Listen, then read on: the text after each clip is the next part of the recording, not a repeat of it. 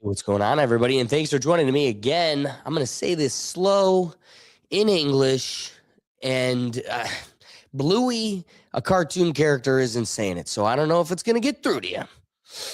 But on today's episode, we're cooked. Our future is our youth, and our youth can't read, write, think, talk, socialize. My exposure to the Gen Z stare this week alone has my bones shaking in a confrontation with reality that we're cooked and that the movie Idiocracy is inevitable. So with that being said, let's get right into it. Again, said slowly and in English.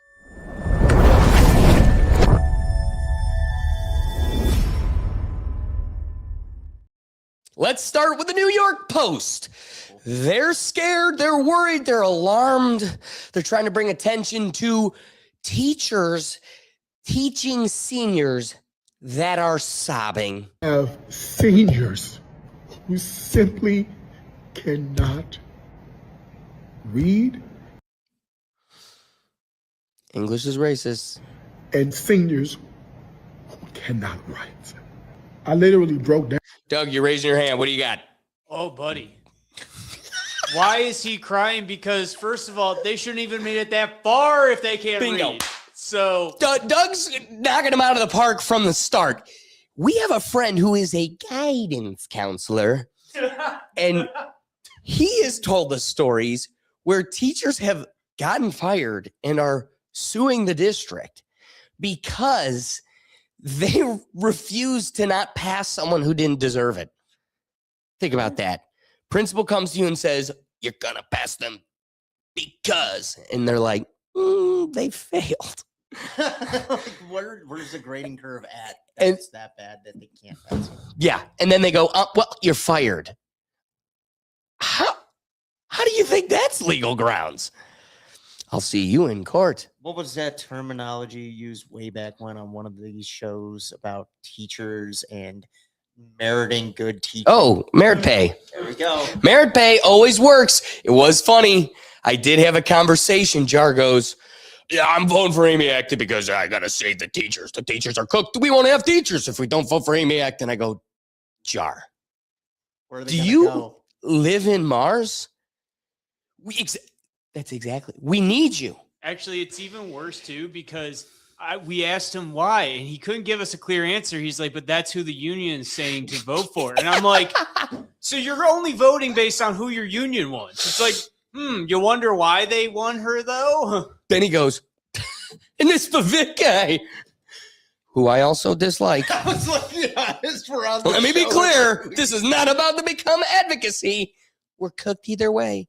But he goes, this Vivek guy, he wants merit pay. I go, Tar, I have been writing papers about merit pay since I was 14.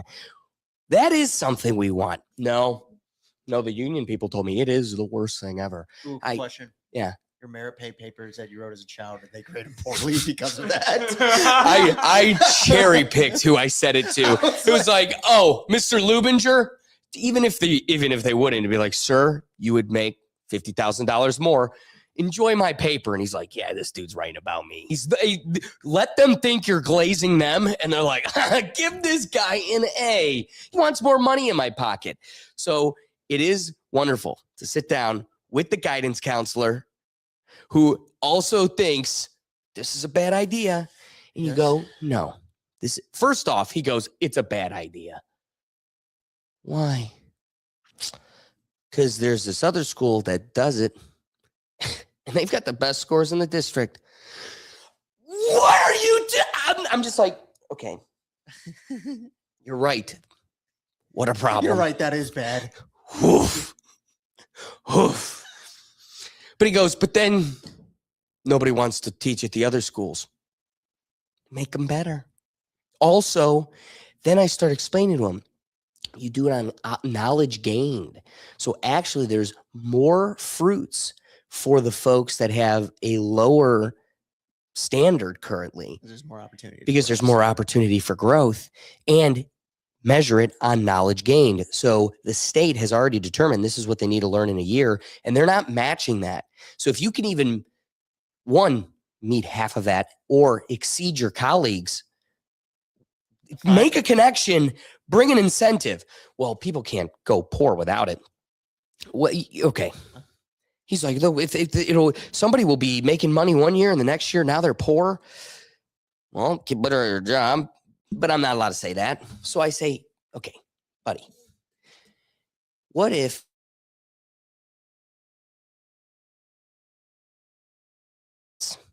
and also weed out the bad ones? Well, that'd be okay. Yeah, that's the whole, that is the system. I don't know what they're selling you. Yeah, that'd be okay. Yeah, I know. Yeah, that's what I've been saying. I imagine this conversation happening on a golf course too, by the way.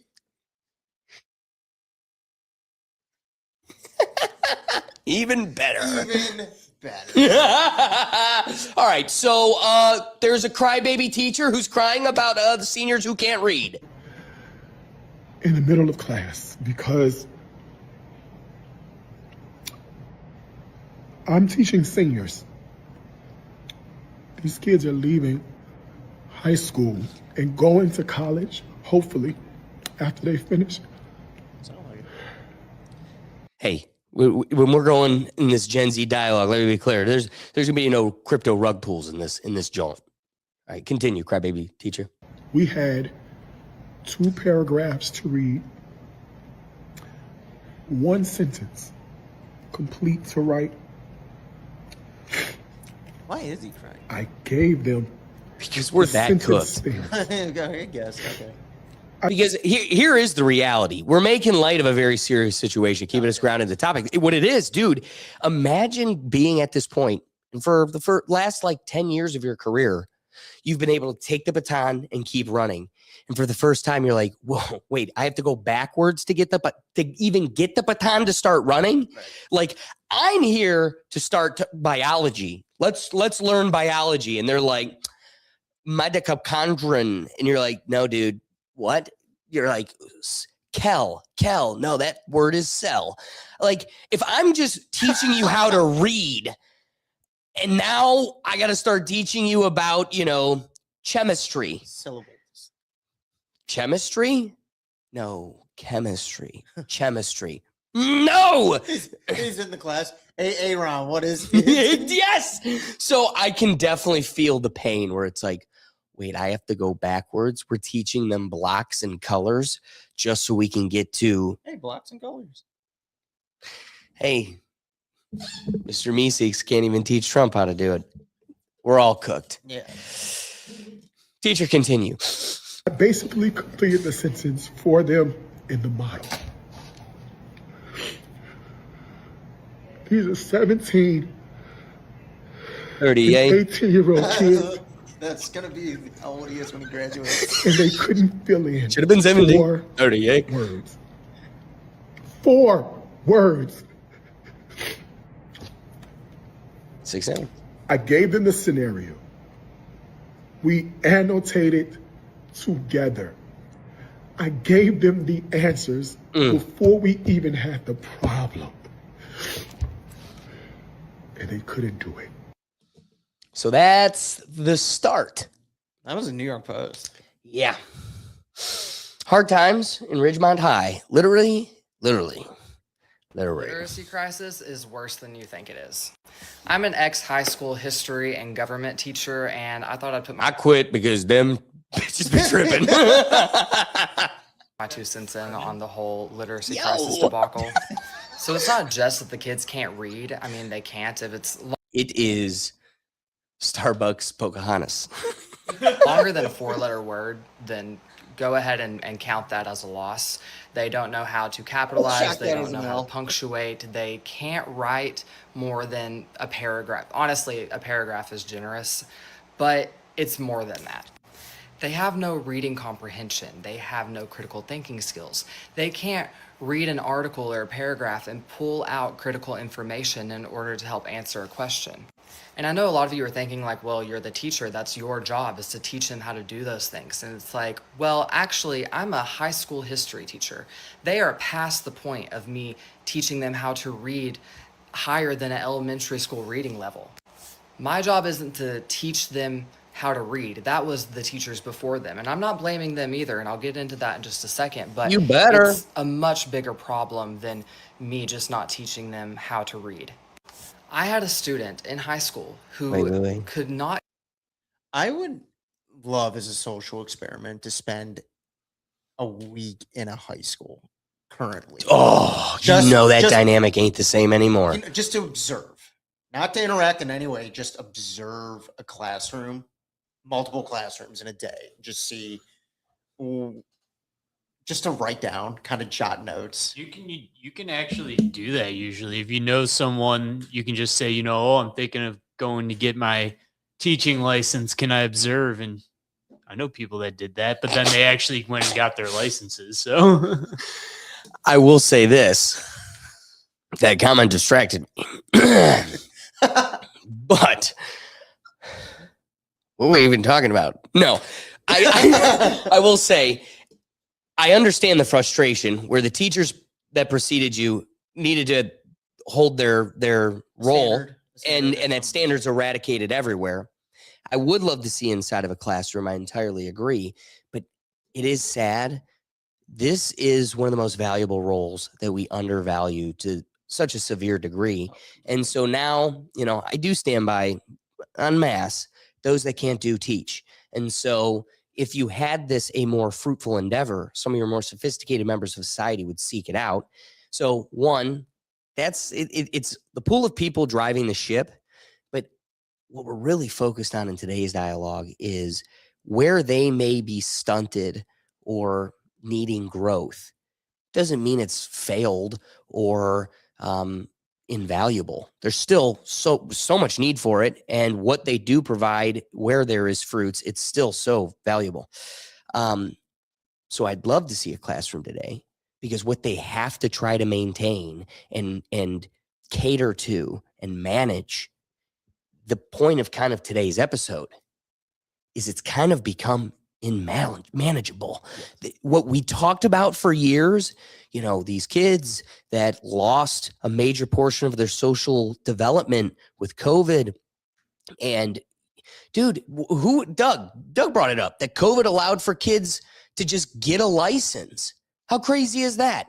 That like during COVID, 16-year-olds, because they couldn't really test, they just allowed parents to sign off on the fact that they did the darn thing. So they're out there driving, and they never had the adversity. Like I didn't, because I'm not a loser, but I'm sure some of you guys had people in your classes that had to go a couple times. That's called character building. Oh, to the classes. Yeah, or to failing your exam. Mm-hmm. It's like, oh, yeah, Billy didn't get the license again. He still got his temps like a loser. Needs his mom in the passenger seat.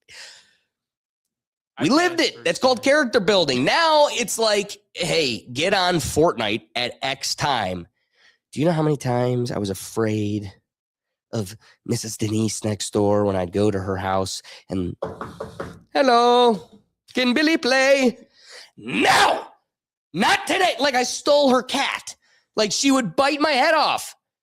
Character building. Made you think of how you were going to approach that scenario next time. I say that's one of the houses. That was all of the houses. That's every house. All the moms were mean, but I wanted to play kickball. Or Alex, hear me out. Were they just mean to you? Well, somebody had to be the curator of the circus. So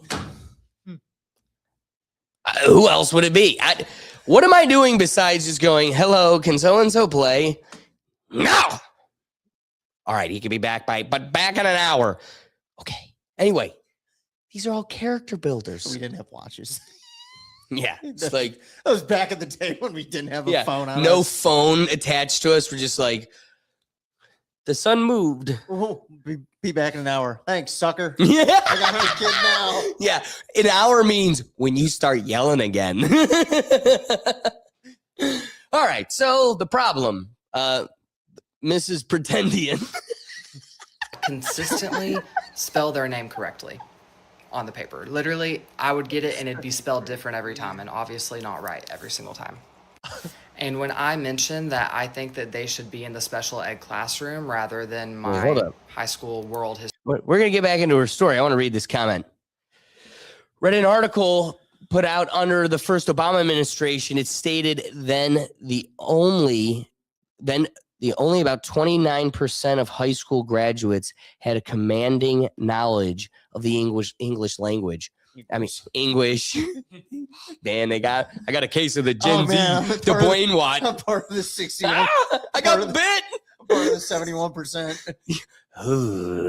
Yeah, that's 100% true, and it has gotten worse. So, shout out to Melgaham with that Milgaham. I hope I'm doing you justice.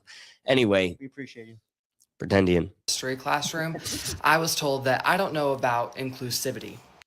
I was then instructed that I should take 30 to 45 minutes out of my class period to help this student catch up. And not only is that hurtful to the students in the classroom who are getting it and are now having to wait and not able to go on because they have to wait the No Child Left Behind policy for them Bush. to catch up, but I'm sorry, even if I did take 30 to 45 minutes out of my class period to help them, in the semester I have, they're not going to be able to get to where they need to be. That is something that needed to come beforehand, but they were never filled. They were just passed along and passed along and passed along, even though they weren't where they needed to be. And I know this because I tried to fail a certain student, and I was told I wasn't allowed to. These are real Let that stories. sink in. I wasn't allowed to because they had an IEP or 504 plan, and we can't fail those students. And a lot of my students were, because of that reason, able to really just not do their work. They would sleep in class because you can't send them to in-school, you can't call their parents, or it doesn't matter if you call their parents. Alternative school is not a thing. You can't really discipline them, so they don't have to do anything. They're not going to do anything. And so you just have to pass them. And that is why they're hurting. And then you're told that you should also still make time for them in your classroom, even though you have other students who are actually trying and actually understand the material. But long story short, No Child Left Behind has really, really hurt the education system. Thanks, also, Bush. technology, not only because kids don't have to think about anything anymore. If they want to know something, they just look it up. It's at the tip of their fingers. They don't have to think about anything. They don't have to come to their Yeah, I love when we have a dialogue about education and like the dumb Gen Zers, and we're like, "Hey, sorry, I put a the in a YouTube comment." We don't need to prove anything. We've passed our tests. I have a law degree. I don't need to prove anything to Gen Z. I have full faith in you, Milgaham. You're reading articles in your free time. These people are going. They can recite nothing. You just recited a fact from a decade ago. They can only tell you every friend of tung tung tung tung sahur. You got a test on that? Exact. You're welcome. You're in a healthy place when you don't know what that is. That's a thing. I should probably unplug at some point. Pretendian conclusions. They just look it up. They see the information, and then they move on to the next thing. They forget about it, and they move on to the next. Also, I don't think parents are talking to their kids anymore. Parents are also so caught up in technology that they're just putting their kids in front of a screen, and they're in front of their own screen, and they're not having these conversations. They're not having intellectual communication. And that's why these kids, they don't know certain words, and they're not able to read and write because they're not even having face-to-face human interaction anymore with their own parents. All I'm saying is there is going to be a noticeably huge gap in generations when it comes to literacy. Oh, huge. And advanced. I need people to recognize real quick. Yeah, there's going to be a huge gap between the generations, but even more so, know that this is talking generally. This is not all families in all corners of this life, and that there are people like let's take another article here. CB33, shout out to you. Read an article titled Opinion. I teach calculus at Berkeley. Some of my students can't do middle school math. This was recent. Very concerning. So here's the reality. We've talked about these things on the show in the past. There are people paying attention. So when the statistics are showing the privilege of the future are the parents that are consciously unplugging their kids, keeping them off of technology as much as possible, which is an increasing impossibility. It's everywhere at school. They're learning on computers. They're taking their devices to school. It's a way to stay plugged in and socialized with their peers. But at the same time, the more they're off it, the stronger they are cognitively. So the parents that run that race the best are the ones that are going to set their kids up with a miraculous advantage. And so I kind of agree with the concerns. Yeah, there's going to be a gap, but there is going, you want to know what's going to truly shift the paradigm? Is right now there's a 1% that just dominates because they've always had the money. But there is going to be a work pool, which is why they're also working so hard probably to just have everybody have universal basic income, stay at home and paint and play Fortnite. Because if the paradigm of our economy stayed similar, in the next 15 to 20 years, you are going to have, it doesn't matter the class, it matters how they were raised. There will be 1% of the working population across the different social tiers of wealth and connection that will just blow up because they have an ability to sit with boredom, imagine, create, think on their own, improvise. Read and write was the foundation of first graders. And now, if you're a senior that can do it, you are literally 12 years ahead of your peers. Yeah. En masse. And you could be a nobody in Kentucky, somebody from Ohio, or just another newbie from Massachusetts. Put them in Texas. It could be any corner of this place. You will have a miraculous advantage. Never got calculus. I barely got through it. And yet, no one's sitting. I don't even think the argument here is you need to be in all the honors classes of superior education. I mean, look at how the dynamic, the paradigm has shifted currently. There is more money in the labor fields than there is in tech, education, and white-collar jobs, right? So a plumber or a carpenter, or even more so an electrician today, is making light years ahead of somebody with, a biology degree. So there's something to be said about you don't really need to be the calculus king as long as you are. I mean, how are you cognitively challenging yourself? Hey, maybe I'm not a calculus person, but I do crosswords, or, you got to be challenging yourself. Somebody that's building a house, measure twice, cut once. That's how this shit works. So you're looking at people that, maybe they're not the periodic table type person, but they could tell you how to wire up an entire house for their electrical circuits. I mean, that's complicated physical math. Yeah. So I feel that position, but I also got to encourage people to just think in any way. And it doesn't have to be calculus. Find your niche and thrive. But if it's Fortnite or if it's Pokemon cards, just know that shouldn't be like half these things. I indulge, but don't make it the crux of your existence or the trail you're blazing. But let's go. Alex, real go quick, ahead, please. You indulge at 30 years old with a career. You've earned the right to indulge now. If you burn 40 hours of your day challenging yourself, you could drop off a digital bus with the boys for like an hour. But when was the last time you used the Pythagorean theorem?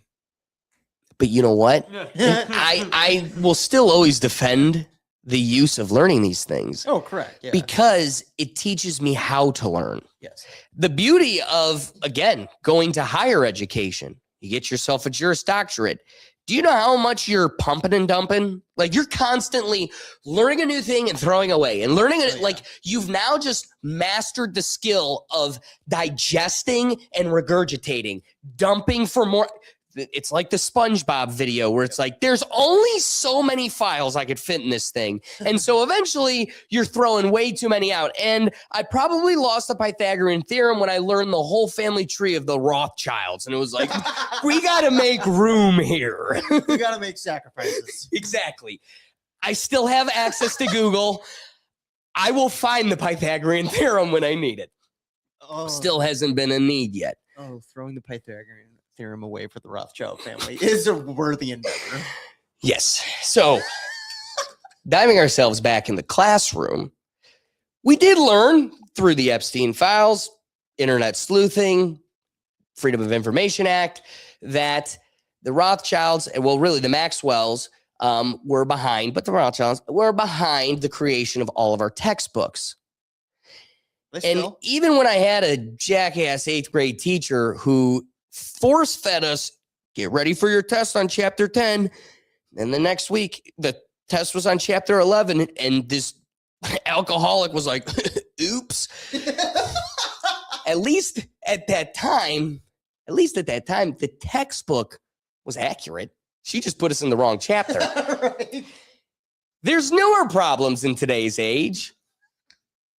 The Maxwells are too busy repairing their island networking. I was going to say their image, but yeah, well, that's gone. They don't care. They've got PR. some like, what's the turtle movie? The Master of Disguise. Master Disguise. They got some Master Disguise playing Ghislaine in a jail. They don't care. They don't care. So anyway, they got to rebuild an island network. So they don't really care about the textbook game anymore. Accuracy can fall by the wayside. We got to start automating this shit. Now our books are AI created, and it's a wonderful future. I bet you've never seen this U.S. map before, where Kentucky is Convecchi, Indiana is Inolano, and Tennessee is Tuniceo, and the list goes on. Well, this was in the agenda given to students at a JCPS middle school. Mom, did you know that we live in Venecki? And I said, what are you talking about? And to them, again, tung, tung, tung, tung, sahur. They're just like, what is this? I can't do that to you, dude. Is it is it a person? Is it a game? He's the man. Okay. He's the man. All right. I can't. Is he I don't like a know if it's a singer? chunk of wood. I think it's a chunk of wood. He's a guy who hangs out with a teacup ballerina and other characters. Okay, just play the video. I regret it. Shark guy with feet, dude. I'm telling you, Is this like a kid show? it's brain rot, internet brain rot, which is cooler than TV shows because they live in the internet. They don't watch TV. YouTube's kind of lame. There's adults around there. That's like Facebook for me. It's like the boomers hang out here. They're like, yeah, YouTube's cool, but millennials hang out here. They just brain rot on the internet. Okay. So What's his name? dung dung dung dung sahur. That's our world, baby. So anyway, when your kids start saying, "I live in Venecki," you're like, "Shit, he is fried. He's fried. I know, He's fried." Tung tung tung sahur. Hey, Mom, I'm gonna throw my Mom, phone- we live in Venecki. What are they doing to you at this school? Give me the book. Give me the book.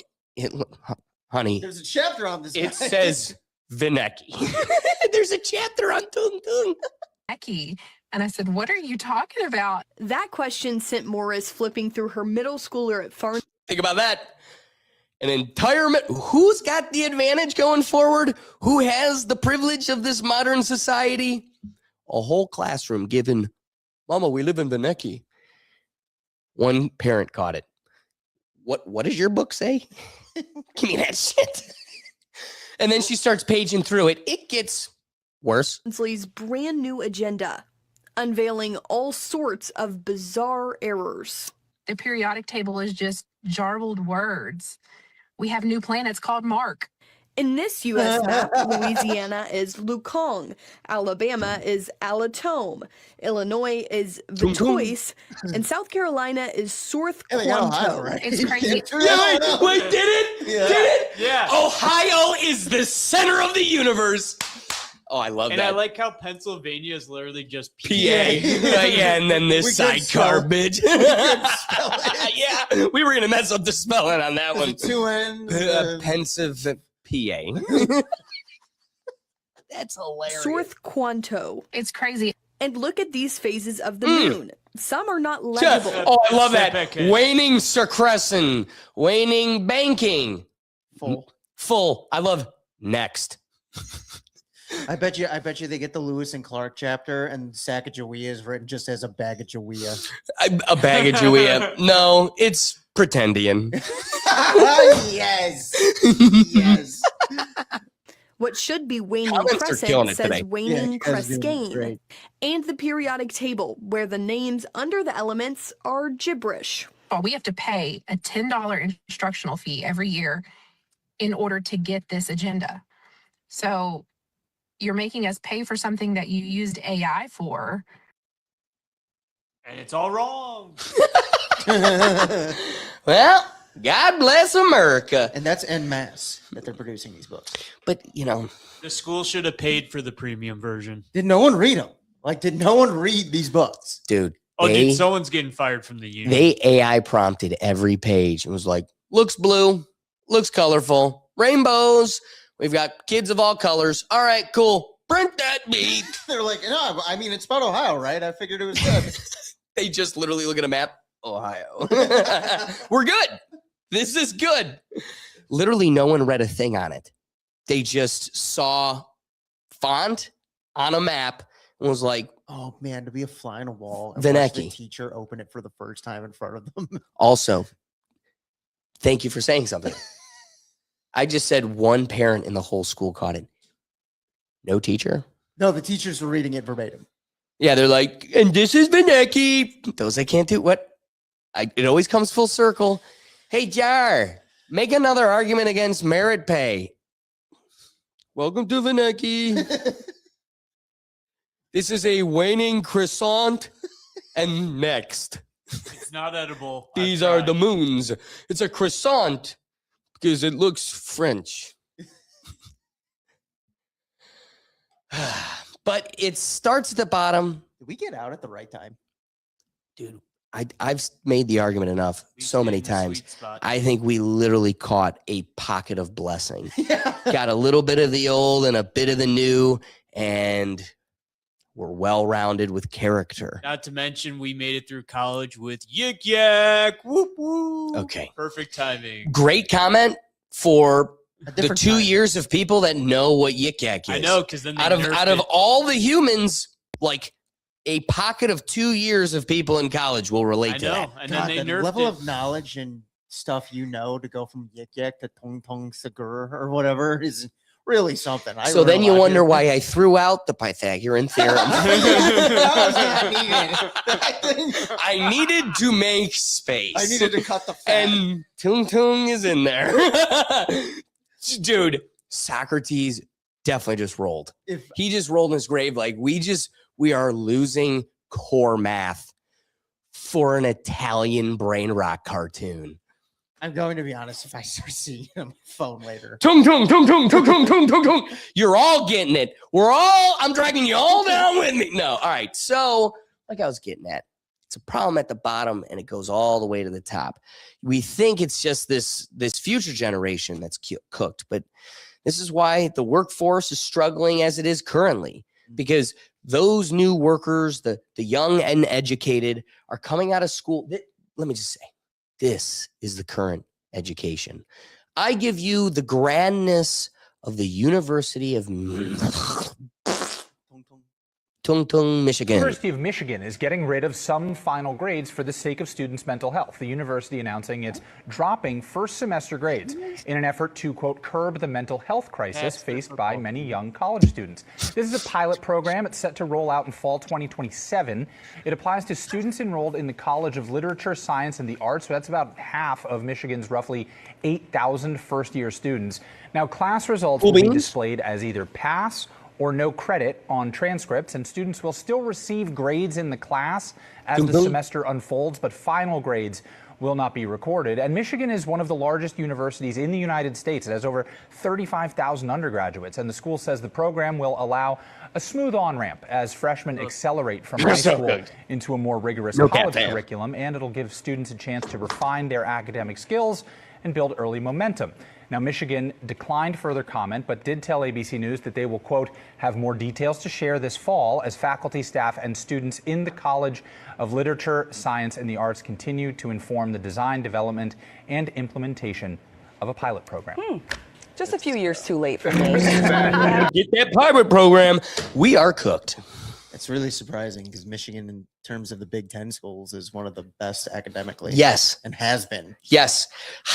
There's no way Ohio State does this. Like, there's no way Ohio State does but they have Wexner hospitals around every corner there. So you pick and choose your crappiness at But each it's always spot. been one of those things in our life. Ohio State football's been better than Michigan for the most part. Ohio But State academically, Less Wexner money, baby. But academically, Michigan is one of the best schools in the country. It is one of the best schools in the country, and they are letting their freshmen, for mental health sake, escape their grades. Yeah, that's surprising. And again, this comes back to, we need college forgiveness.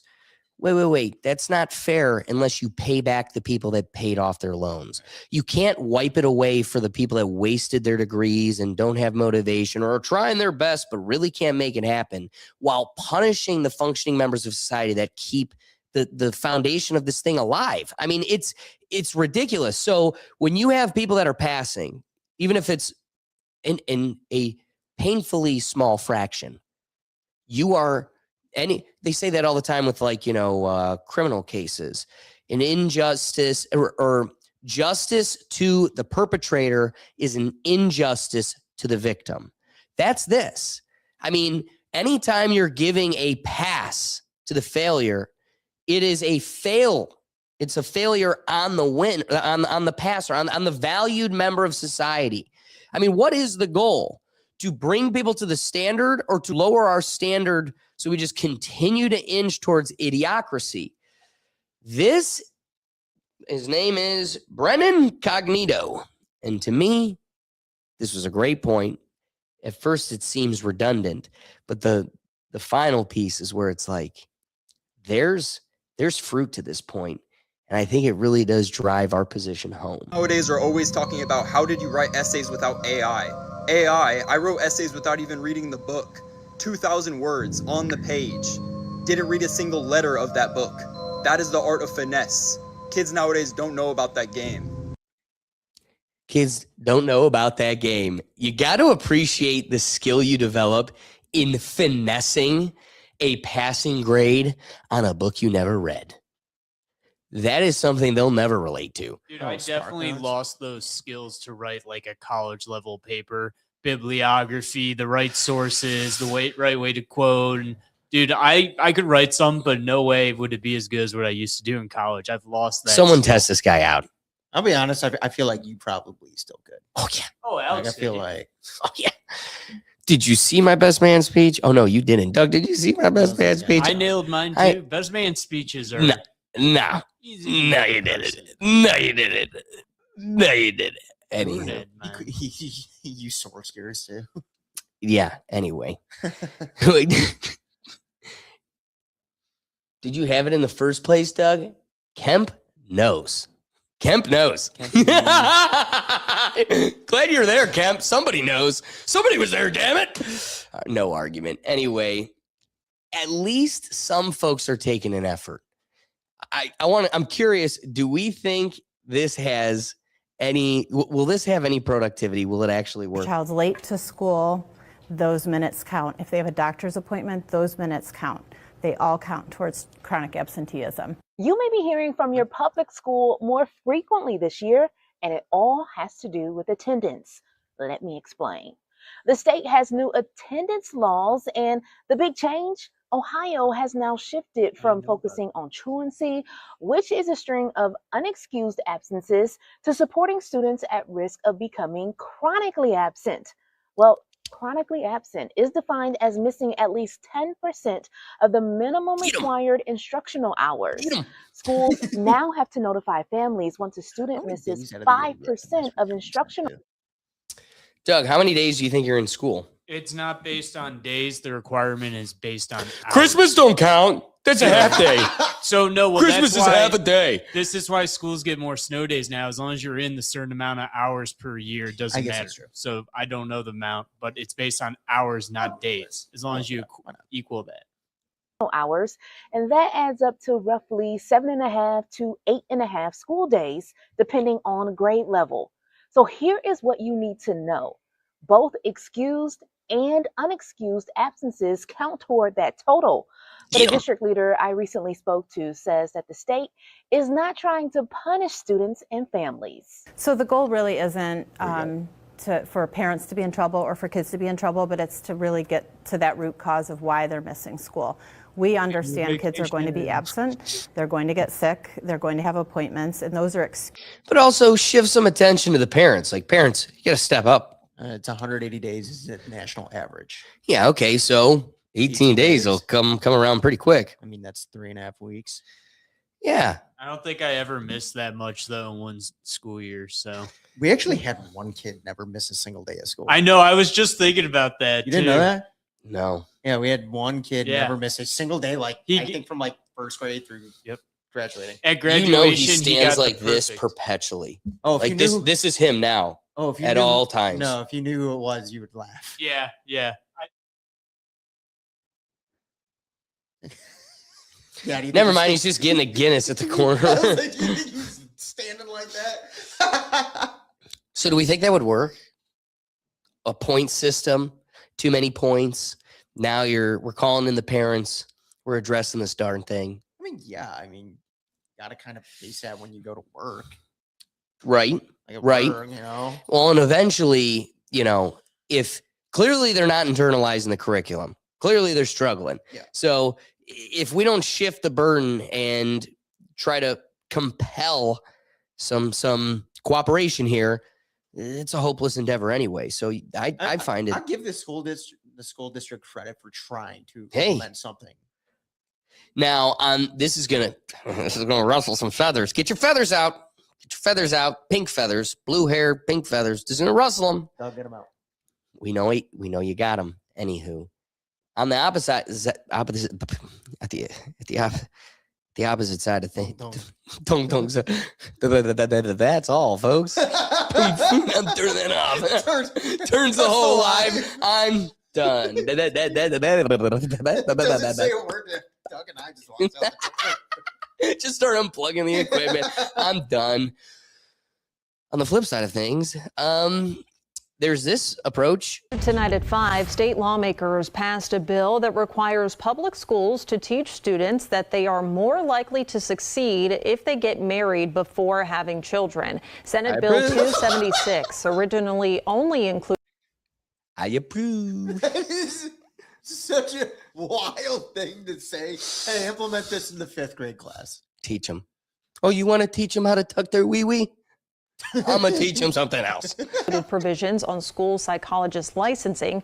Right before the bill passed, lawmakers added language requiring the teaching of the success sequence in grades 6 through 12. The sequence claims getting a high school diploma, finding a full-time job, and marrying before I thought it was going to say a high school diploma requires you to hear at least once, and you must get married before having kids. These are the advantages of getting married before having kids. Okay, and take your diploma. Having children makes people less likely to live in poverty in adulthood. The bill awaits Governor. Okay, we love statistics. We hate analytics. We don't like what the numbers show us. And this is worthy. Like, the only reason it's brought in front of a council or a board and argued to begin with is because the numbers back it. So where it becomes an outlandish, ridiculous type of proclamation, feels religious, feels conservative. Gosh darn it, my pink feathers are ruffled. Where's my pussy hat? But the numbers show this is supported. Yeah. I don't know. At the same time, I think the best cherry on top for a dialogue like this is this: the youth is our future, and our future is dumb.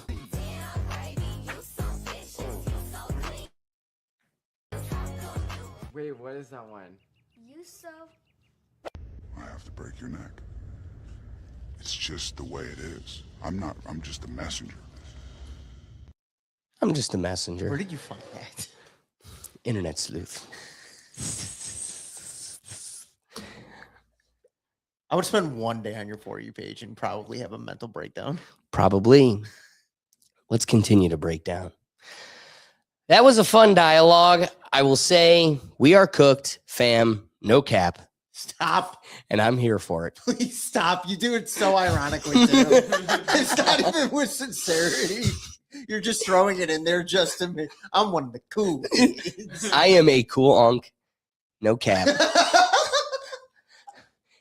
In lieu of that, the grampiest grandpas of unks, a reoccurring segment we do each week on the show, because gosh darn it, I think we all thought it'd be done by now. We all ask this question each week. I'm curious if any of you in the comments have answers, but we ask once again, where in the world is Mitch McConnell? Fly around the world to a secret destination. Where in the world is Mitch McConnell.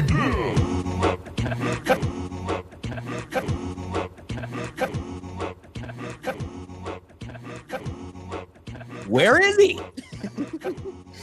I love how this segment has gone from having like little video bits of them possibly going to see him, and within the last 2-3 weeks is just, where is he?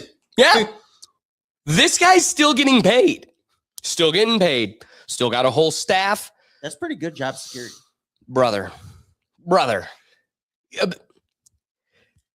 Did he file FMLA?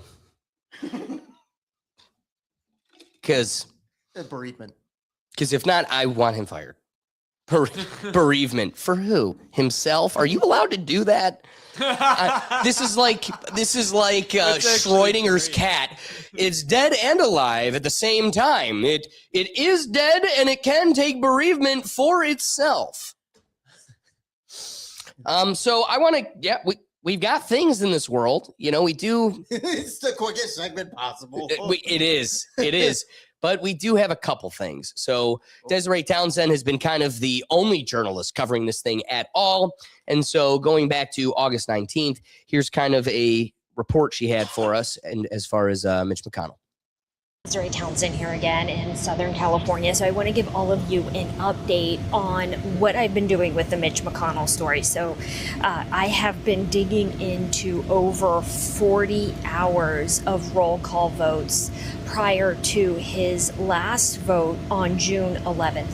Now, what I found was absolutely astounding. Basically, staffers, clerks, and even other senators are helping or were helping Senator Mitch McConnell to prompt him to vote and how to vote. I've never seen anything so bad before. So I've clipped out about a dozen or so clips showing you staffers, members, clerks, I believe, on the Senate floor, and even other senators reminding Senator Mitch McConnell to vote and how to vote. I have... So Desiree kind of breaks this story, right? She goes, hey, we've got staffers reminding him to vote, guiding him on votes, and drawing attention to past votes. Now, something I've said all the time on the show is it's not as easily accessible on X as it was on the old Twitter. But all the time on Twitter, you could go every day on Twitter and watch Congress performing. I say performing because they ain't doing a damn job, but performing live. And that's where you can really see where the rubber meets the road, who's truly representing your words, your needs, your family's, interests. And it's funny, nobody's watching the dead guy in the back. Actually, in the front freaking row, the dead guy in the front row. You sound so cruel. This is my dad. You sound so vile when you are. Don't call him the dead guy. That's in poor taste. You want to know what poor taste is? Collecting a check, doing this. So what does Desiree do? She brings attention to this stuff. And now the internet sleuths were like, I was thinking about that, but I wasn't thinking about that. And now I'm going to go back and look at this guy on the floor. So what starts circulating? Here is Mitch McConnell's last vote on the floor. Interesting. So have a go at this. I can't actually believe this. This is Mitch McConnell blowing his nose. 10 days before he was hospitalized. That's Terry Comack. That's his chief of staff. I love you too, my gorge. So it's his turn to vote. Up means yes, down means no. How do you vote? McConnell. Oh, he voted up. That means yes. Now look, pause. That is the Senate clerk who knows that Mitch McConnell accidentally pointed up and really he should have voted no. So he runs over to Terry and says, hey, Terry, mate, can I have your ear? Mitch voted up. Should have voted down. Terry quickly, Mitch, mate. Mitch, stop. Mitch, hard to get his attention. You voted up when you should have voted down. So you made a big blue there. Let's see what Mitch does. Mr. McConnell. Oh, no. Changes his vote. He didn't know how to do it himself. He needed help. He needed to be rescued. Like, shouldn't this guy know how to vote himself? Been there long Bernie enough. Moreno and a few other Republicans here. And Mitch is sat right here. Look at Ted Cruz. So Ted Cruz, if you look, there's guys with their back to us in suits right now. There's two with two gray suits. He's not the black guy. He's the one in the other gray suit. I got that. Yeah. Now I got it. Gotcha. There's Okay, Teddy. cool. There's old Teddy. Everybody's got their role here, right? Others are bringing in Mitch, like, hey, Mitch, this is what we're doing. Like, it's literally a football huddle. And Ted, this is just my over analyst. The way he turns back, you can read his face where he's looking at Mitch like, you're a number we need that I resent. And I'm going to leave it to these other two goobers to get you to act. But I got bigger fish to fry. And he goes right back into the meeting. He gives him this look like, this is such a sad, necessary waste. But again, I'm projecting. He would say, no, my donors pay him too, and we love each other. And Bernie's like, we're voting no, right? Bang, bang, bang. Bang, bang, bang, bang, Voting no, right? Ted Cruz. Mr. McConnell, no. It's just like, Ted, maybe that goober. here, and Mitch is sat right here. Look at he's literally the guy next to the guy turning around. And Ted, and they're both looking as he gets his instruction. Like, okay, get in line. Ted looks like he has a hat on. Yes, one of the little ones. Yep, he does. God gave it to him. He was like, get that out of there now. You want to wear a cross around your neck. So watch them turn around and look at him like, dude. As this guy in the black suit's like, hey, Mitch, down. Here, dog. Vote down this time. And Mitch is sat right here.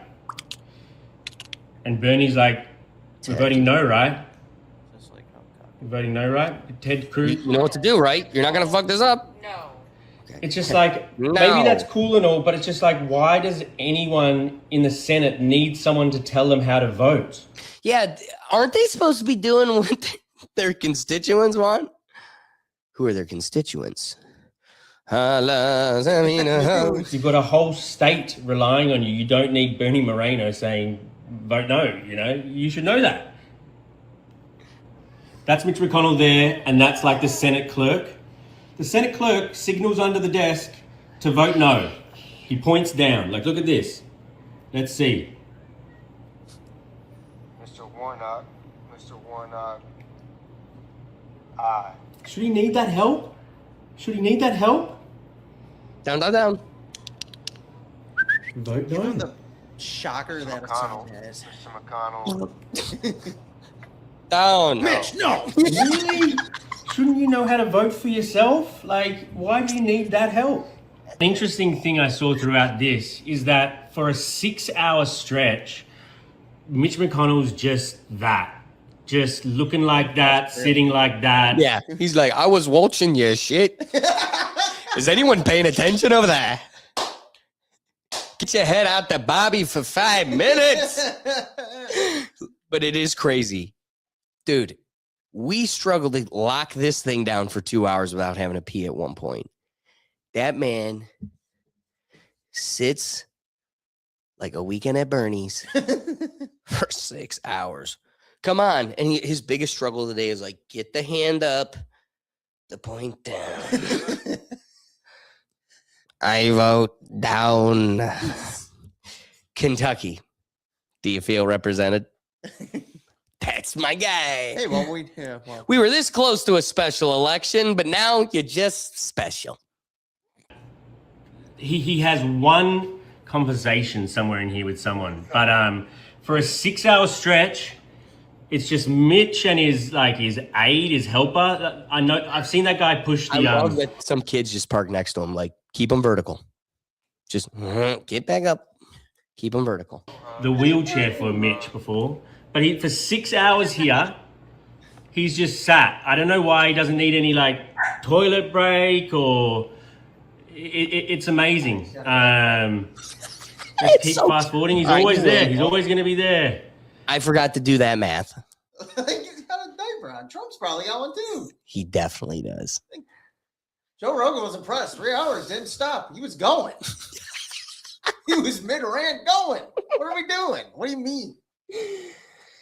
Well, I want to click to Desiree Townsend one last time. She had an update coming out of just the other day. I think it was yesterday or today.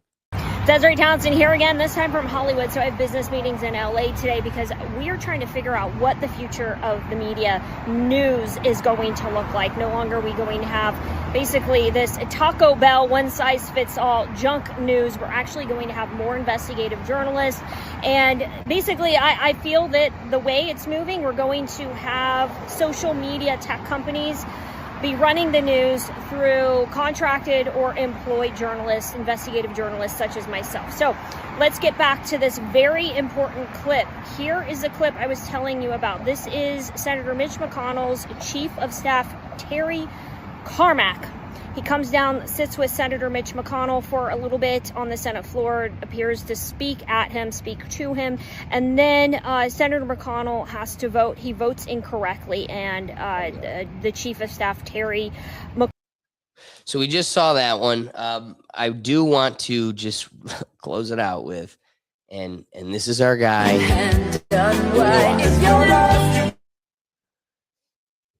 Dude.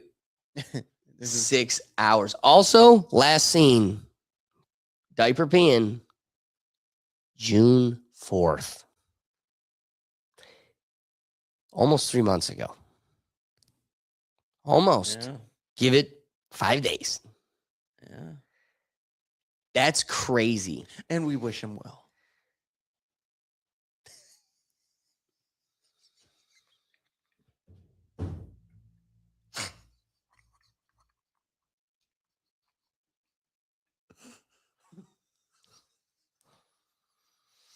Somebody does.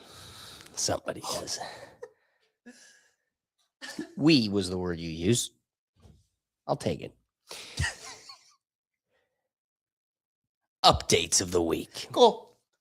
Bring them on. Last week we spoke about the fakest and gayest debate. Oh, yeah. Anything new from that? Well, not that, because it was really fake and really gay. Yes, it was. It was. I think Candace is totally a controlled psyop, and Andrew Wilson is a pig.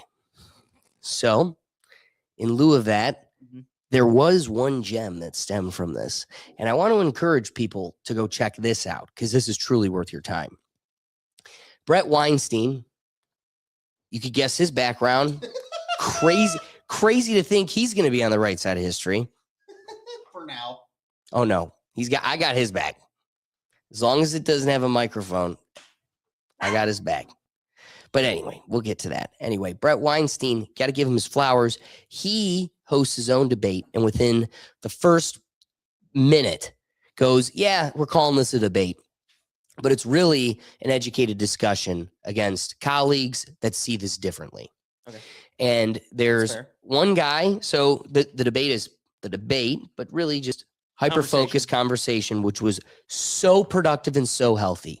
So for every complaint I had for the fakest and gayest debate that we discussed last episode, it wasn't even contentious. It wasn't even a debate. And it was all the fruits this one should have been.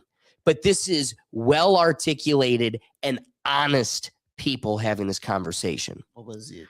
So it's Brett Weinstein, Jimmy Dore, and a guy I never had heard before, Viva Frey. Now, Viva gets accused by being a shill.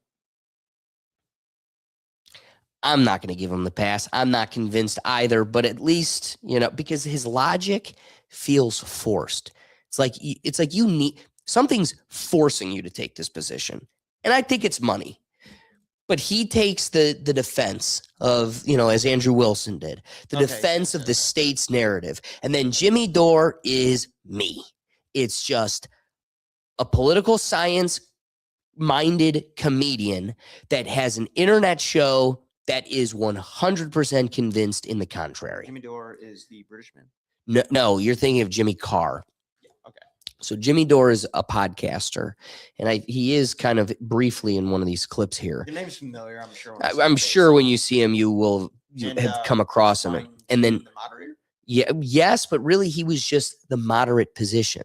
Because I relate to him. This is like an old Joe Rogan style dialogue where this isn't a moderator as much as another contender in the dialogue, another voice that his genuinely is the moderate position. Like he gives a perfect balance to Viva, I could see this. Like they talk about, it's Jimmy Dore. It isn't, he's going, this isn't suspicious. This isn't suspicious. It isn't suspicious that they paved over the crime scene within 24 hours. And then Viva Frey goes, hey man, you don't think that there is I'm not a Gen Z brain rot idiot. You don't think there's an incentive to pave over a crime scene that crazies would want to desecrate or try to collect samples of, if somebody could had some of the dirt or a stone from, where Martin Luther King was shot. Like people are that crazy. People would do that. Okay. So exactly, to have somebody to go, you know what? That's a very valid point. But kabam. And you're like, yeah, thank you. Somebody's doing the thing. And Jimmy Dore's just like, no, which would be me. Jimmy Dore is me in the conversation because you're just like, there's so much up here and I'm trying to Egyptian planes, microphone. Pythagorean theorem. No, that one is burned. We are clear about that. That file is gone. But I could Google it and get right back on the train. At least I have the tools to but it is gone. Anyway, Jimmy's just like crazy, conspiracy. And to have a doctorate scientist go like, I see both sides and we're going to approach this, also Jewish, we're going to approach this with scientific method, and then just goes, but there's only one way to see this thing. I see both sides. There's valid points, but there is only one way to see this thing. It's an incredible 2 hours because they really get into the meat of it. Is a good time, though. Yeah, it doesn't go too crazy. Like I really too do long, think but not too short that nothing came well, out. and let's be real. How about this? Yeah, Andrew Wilson and Candace Owens was a significant hour and a half longer, 3.5 hours or so, with an ad every 10 minutes. Right. No ads in this bitch. Just scientists that want to have a productive dialogue. So I push you, please. I provoke you. I try desperately to compel you. Go check out the Dark Horse podcast. Here's Brett Weinstein. Firstly, making in it. I've been making the proclamation for how long? Candace is controlled opposition. She has the fruits of some of the truth, but it is to make disarray to the point and throw people off the track. And Brett Weinstein makes an incredible point of why there would be value in investing in this type of psyop. Let me back up. Before I get to the road, Mike, let me say, I also think that in having this discussion, we are hamstrung by the fact that it has become the alternative hypotheses of the crime have become synonymous with one person, right? And this is not about Candace. And one person that I doubled down on last week, my point, who has become entirely unproductive, is the only person voicing a lot of the truth, but has become entirely unproductive. I've got timelines. I've got that has not been released. I've got all of these inside scoops that people are emailing me that have led me to nothing. But I am the source because I'm dripping you from the spigot of truth. She's monetizing everything. Exactly. And so now anybody that just dips their toe in this dialogue is encompassed with somebody that is a Trojan horse, a non-fertile ground.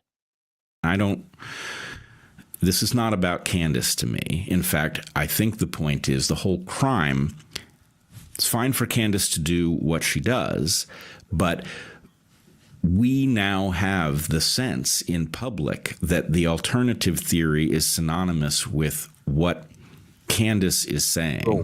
And I would say, actually, I don't even follow Candace. Think about that. A guy with a scientific toolkit. Think about a boomer who's just a logical thinker, and he's going fishy. What's the Afro man? Good morning, ladies. Smells fishy. And they go, you are a Candace psycho. Bro has never watched a single one of her podcasts. Reads the occasional tweet that goes, that's a head scratcher. You're a Candace psychopath. Like, that is a way to totally destroy the free marketplace of ideas discussing this conversation. A guy that's never watched her is bearing the cross of that accusation. Yeah, and it's such a shame because Candace has kind of besmirched this entire thing Bingo. by doing so. Yeah. Well, and even then, she's hot and snarky at Andrew Wilson, makes it entertaining, but does nothing to... You want to stop looking crazy at Thanksgiving when you're saying this shit? Well, guess what? Her debate didn't help you. No. It did nothing to concretely solidify the point. It literally helped her and her alone. Her and her alone. So, again, but on. I'm a guy with a scientific toolkit who is trying to wield the proper tools, that is to say, competing hypotheses for a pattern that we all observed for which we don't have complete evidence. And I don't like that every time I raise this question, the first thing that comes back at me is Candace said this, Candace said that. You know, that is not healthy. We have to have as many perspectives as there are. And the one test of those perspectives is how well they predict evidence that we don't yet have. So that brings me to the Rode microphone hypothesis of the crime. Which, again, he raises some great points and some great criticisms. It's super funny how that 1 minute, minute and a half, 2 minute clip made me realize, oh, Candace can never be on a debate like this. No. She can never. Boom. She'd be so outmatched. Dude, I'm not trying to be a narcissist full of hubris. I watched her for hours. I defended her position for periods of time. I still don't think she's a totally futile resource. No. But I don't think she could last 10 minutes with a conversation with me. No, she picked her battle extremely wisely, and he was an idiot and offered $300,000, and she took that bait. Why would boom? Pay me $300,000 to dunk on an idiot and ruin his own career. Yes. Like, dude, for the people that knew you, you lost the street cred, and for the people that didn't, now they do. And all they know is you can't open a jar of pickles. Yeah, I haven't even heard the other two talk. I don't even know if you have clips of them talking. I'm sure you do. We got one more clip, yeah. But I haven't even heard them yet, and I can already probably tell, oh, she would not last well going up against the one on the defense, let alone even having the one on her side leading. Viva Frey, you could tell he said he was a lawyer for X amount of years. This is a guy that is clearly in the fold. I won't say getting paid, but clearly in the fold. And for good reason. So do I think he's convincing anybody in this conversation? Not at all. Like if you are a cognitive, like if you can do cognitive scoring, debate scoring, like who is truly addressing whose points and defeating each other successfully, you'll go, oh, dude, you ran from everything, diverted to, empathetic defenses, which again, you've got a last name Weinstein that's sitting there going, hey, anytime somebody's losing, they have to go to a moral debate. Right. You have to deflect to moralism because your whole foundation of your point is futile. It's like I said last week. I know Candace doesn't like Ben Shapiro, but I have a hard time believing she would fare well against Ben Shapiro because Ben is good at playing the devil's advocate other side very efficiently. And I don't think she strikes me as someone who you could have a conversation like that. You could come in like a Dave Smith, prepared to go against someone like that. I don't think Candace is. I think she feels very safe doing it behind her microphone on her show. 100%. She wants to do it with people that agree with her and with a team of people that can assist her. Yeah. While also giving out points that people on the middle or her side do say, hey, that's a fair point. That is a fair question. I think everybody in here smelled something fishy about it to begin with. Right. The problem is she's completely bogarted the narrative to where if you, like Brett said there, if I even bring it up, they immediately put her in that camp and it's, no, I'm not even watching her show. Yes. And that's the whole game. There's the value in the psyop.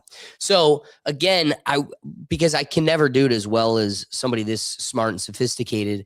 Here's Brett Weinstein kind of hammering down that point where when they've got your heels on the edge of defeat, you have to totally move the goalpost, change the game, and now it's a moral debate that fogs up the lens of our consideration versus the black and white logic that the facts bind us by. Hypotheses were initially dismissed, and then over time it becomes clear that the anomalies are actually telling you something. I've come to believe that, I believe that the deep state exists, that it functions with impunity inside of our borders, that there are crimes that it can commit and be certain that it will not be held responsible for in any official way, and that requires certain things like the hobbling of the FBI, or I don't know if hobbling is even the right way to describe it, but the idea that a crime will never be properly investigated, that certain... There is a beauty to what he's about to get into, which is how you have a room of me, Jimmy Dore, crazy conspiracy theorist, one science-bound thinker, and somebody who clearly is invested in defending the state's position. And even for that position to buy any credence with the audience, there is a group consensus by the brilliant thinkers in this debate that our FBI is absolutely failed, that it doesn't exist. It is just a mechanism for defending the deep state. And the way he articulates it here is so strong. Or I don't know if hobbling is even the right way to describe that it will not be held responsible for in any official way, and that requires certain things like the hobbling of the FBI, or I don't know if hobbling is even the right way to describe it, but the idea that a crime will never be properly investigated, that certain crimes are effectively untouchable, and that I believe that the folks who engage in this behavior have come to understand that they were too focused on committing perfect crimes that couldn't be detected, which never works out, and that what we are effectively now seeing is crimes are committed, and then the battle takes place in the investigation space, in the online discussion space, that basically we can see that something has happened here. All three of us see too many anomalies in this case to think that the simple explanation is a lone gunman angry at Charlie Kirk over LGBTQ stuff. So the point is, I don't know if retcon is the right descriptor, retroactive continuity, but the idea that the crime is committed, certain things don't add up, but that can all be cleaned up in the discussion space. We can demonize. Which is a really brilliant new strategy. Back in 1964, when you want to try to kill the last president that cares about the people, you have to pull off a seamless conspiracy, like all the a magic bullet, all these things. But what did that teach them? Is really, you don't need to be as clean as we need to be. Where things get sloppy, we just control the narrative. We demonize the people that are on the right trail. We throw as much false information and fog up the facts so nobody can really sniff it out. And we don't even need to have a clean execution. We just need to have a clean cleanup on the back end. The idea that the crime is committed, certain things don't add up, but that can all be cleaned up in the discussion space. We can demonize people who are too focused on important elements. We can promote elements that aren't real and, fall apart on scrutiny. And my sense is that Tyler Robinson's going to be convicted, right? He's going to be convicted, even though the basis for reasonable doubt could be easily found if his defense was dedicated, well-resourced, and willing to go there. So can I just also make a quick point that be careful. It's like if we were just arguing over the roof, or we were just arguing over the 30-06, or we were just arguing over no ambulance and what happened in that SUV and the fact that it was scrubbed and sold, or if we were just arguing over the paving over the crime scene, or if we were just arguing over the contradictory drone thing or the new drone, if we were just arguing. Andrew Wilson, the totality of the evidence that isn't there or pointing in the other direction. But it's no matter where you point your eyes in this case, there's a million anomalies, no matter what part of it, right? So if it was just one part and we can't explain this thing, or we can't explain that one thing, or there's no thing that no matter where you point your eyes, there's evidence of a cover-up and the opposite evidence of the way the narrative is put forth by the establishment. So no matter where you point your eyes, there's a million anomalies and things that don't make sense. The dude making the greatest advocacy has his comedy tour behind him, where he's just like, and also come see me at Flappers Comedy Club in California. And actually point towards a conspiracy and that it was not Tyler Robinson. You know what I love is he says all of that, and Brett's like, it is fair to kind of consider both sides. But it looks right at the other guy. But how'd you kiss the wall? I didn't even get to do that. They won't let me, probably because of this. Yeah, probably. I think too much. I'm a problem. So I just wanted to kind of touch base as far as where one angle to this dialogue was an absolute failure last week. There were some really great fruits to come towards that dialogue this week. So I encourage you to go to the Dark Horse Pod and check that out, because that was probably one of my favorite dialogues I've heard this summer. Now, updates going back 2 weeks. Ennis Cantor, what a problem! Oh, right, I did see this. Did you see? Yes, did you see our local rabble rouser making hay at the WNBA game? 6-point basketball game. Chicago. So we got Natasha Cloud, who's calling out Ennis Cantor. He's sitting there in the front row. He's got a shirt that defines what a woman is.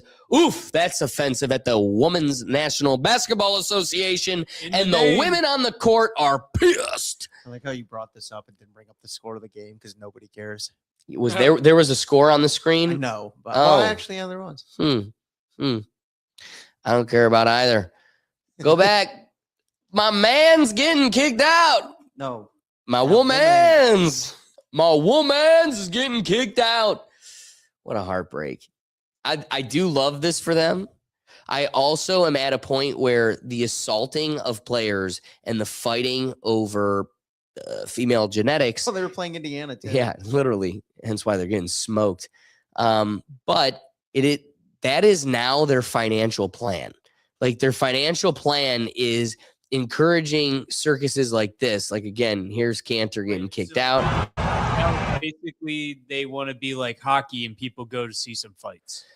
Sure, but I really think it's the social, like they are invested in the social and political publicity that the drama and the TikToks and the frustrated fans, they bring it to this. Like, again, this is the most eyeballs this league has ever had. And yet the reality is none of the eyeballs are for the gameplay. None of the eyeballs are for the players themselves. Check this out. The biggest fans stoked to get a little flavor of Caitlin Clark tonight's game. They don't know anybody in this league. Name 5 WNBA players for me. I can name Sophie Cunningham and Caitlin Clark. That's all I got. Olivia Miles, Paige Beckers, Brianna Stewart, Jonquel Jones, Sabrina Ionescu. Good job. Also, wait, go back. Ionescu. That sounds like a man. Yeah, thank you, Doug. I was about to be like, I is gotta that give the them one? benefit of the doubt. They started spitting off names like crazy. I'm sure that's a player. Yeah. Wait, you think that's John a Paul player? Jones? No, I'm not talking about names. No. I'm talking about the human that knows the names in this clip. Yeah. Also looks like the one that's like, hey, you can't look at chromosomes for this. Oh, well, yeah, but That's my point. That's what I'm trying to get at. Is the one person that does know the players is like, I want to dominate this league. Get me in there, coach. well, that's the thing. Before you start it, though, we're like commenting on the Enos Cantor thing, and we're saying our eyes are on it. It's the funny irony is I'm sure a lot of the people at the game, though, are fans of the WNBA wanting to watch the games. Right. Like, and they yeah, no, actually wait, want they to be want to there. be fans, but they don't know what they're fans of. Jonquel Jones, Sabrina Ionescu. Watch. This is. Wait. Yeah, I was right. Did you see all the training Jonquel flags? Jones, Sabrina Ionescu. All right, Do you well, watch then the fine. WNBA normally? Yes. Are you going to the game tonight? Yes. Can you name 5 WNBA players? No, I cannot. I'm sorry. Jonquel Jones, Natasha Cloud, Brianna Stewart, Sabrina Ionescu. Oh, so these are the people that know. Can you name 5 WNBA players? I sure can.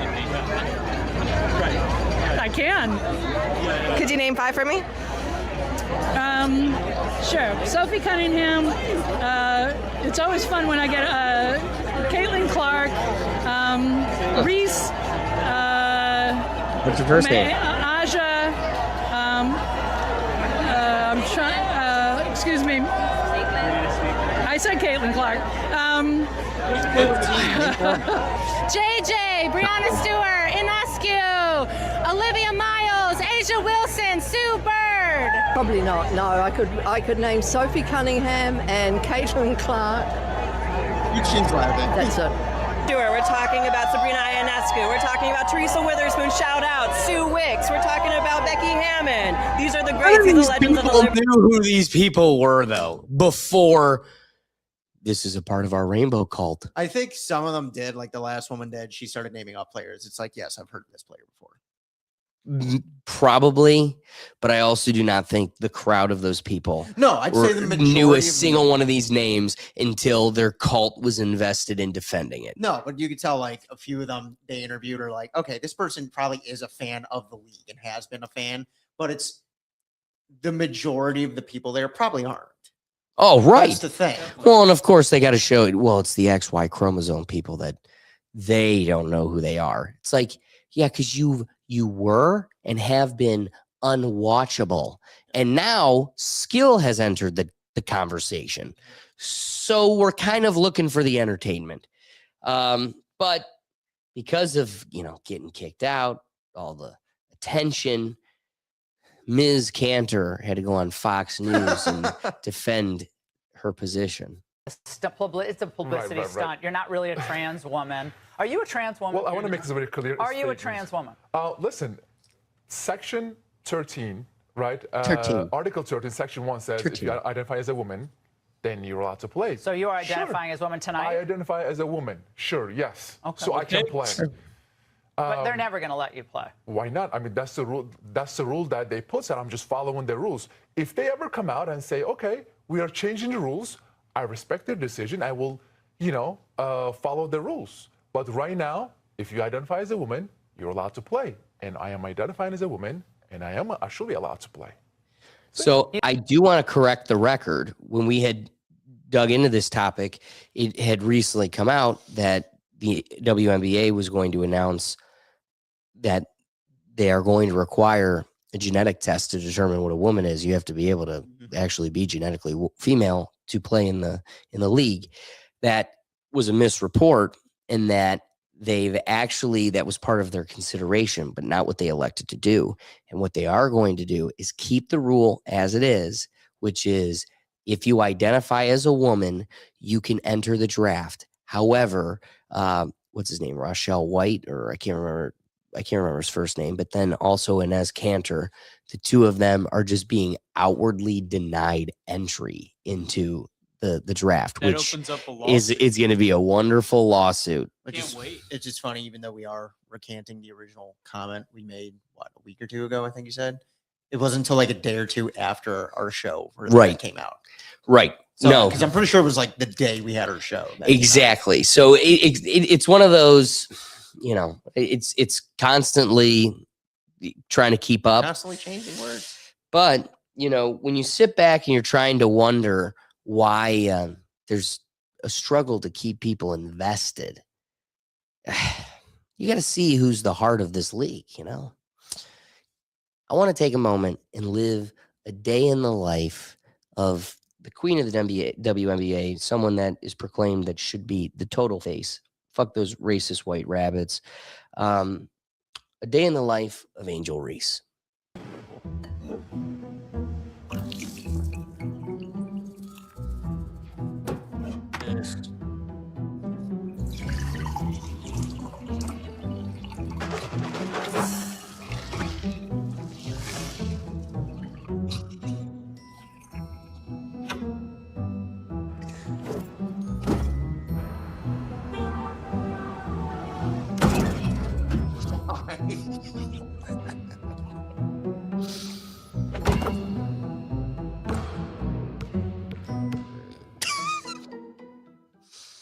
The face of the WNBA.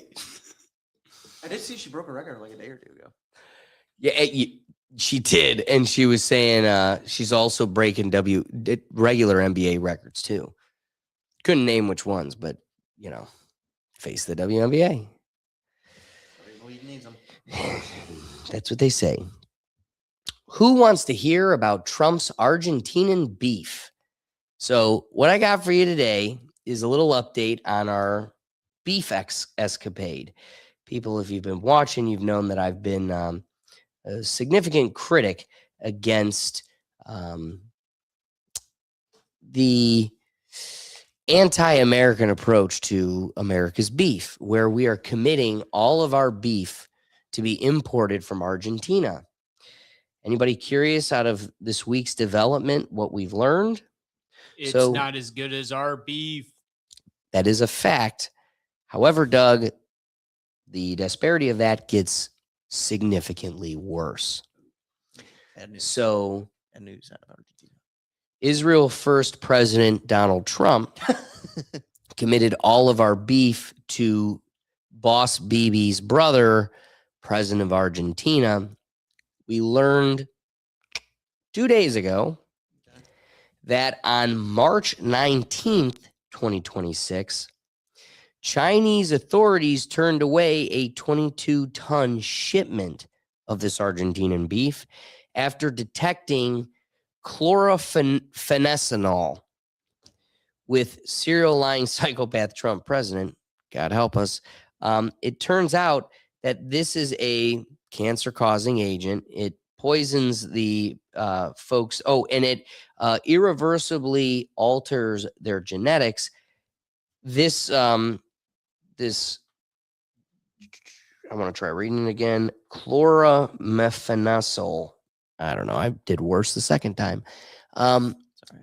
It's literally illegal in the UK and in the United States, but Trump committed all of our beef to come from there.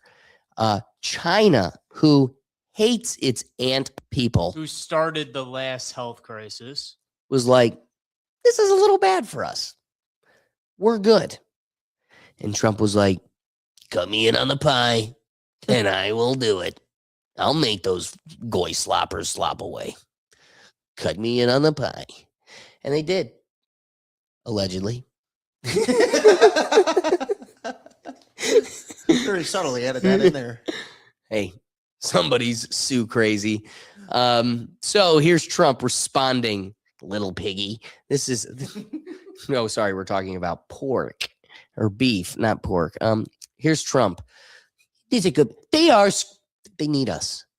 Is what do you have to say to U.S. farmers who feel that the deal is benefiting Argentina more than it is them, as they are America first. Argentina's fighting for its life, young lady. You don't know anything about it. They're fighting for their life. Nothing's benefiting Argentina. They're fighting for their life. You understand what that means? You understand? We need to make you assholes eat their poisonous meat because they are struggling for their life.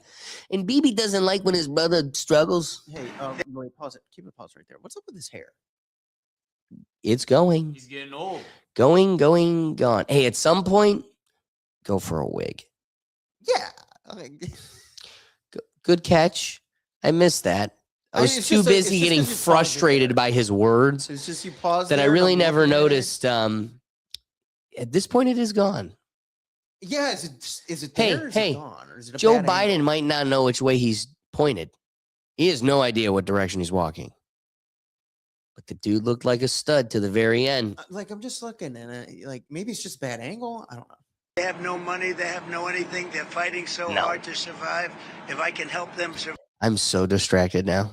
Sorry, By I that. didn't mean to do Look at that head. survive in a free world, Like, is it the I happen to angle? like the It's the president angle. of You understand Argentina. that? I think he's trying. Yeah, he like looks in the mirror, like catching the right angle. Like, is he pushing his hair all the way to the front, like a super duper comb over? What's going on? Trying to do the best he can, but don't make it sound like they're doing great. They are dying. All right, they're dying. What do you mean by being?